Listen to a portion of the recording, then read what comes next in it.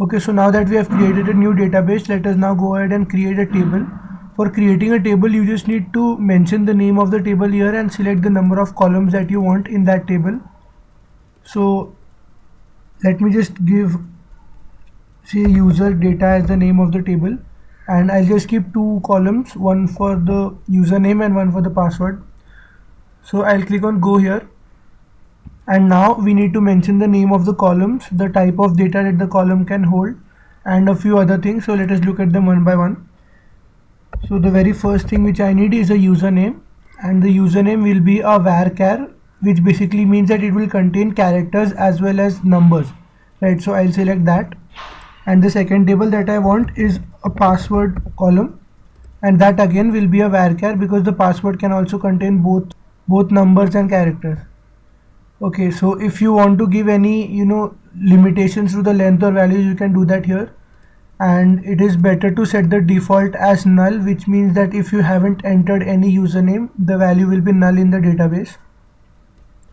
And you don't need to worry about the collation and attributes.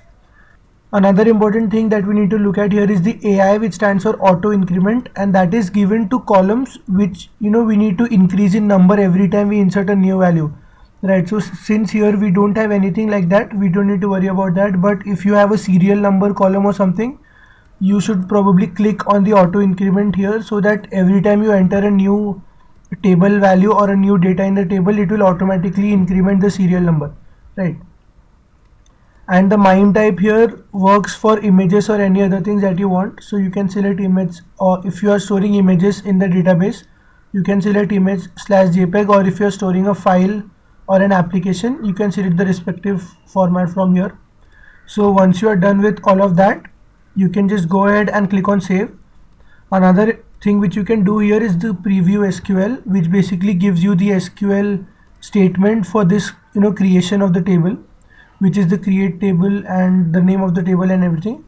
So as you can see, all that is done automatically, so we don't need to worry about all of that. Just click on save here.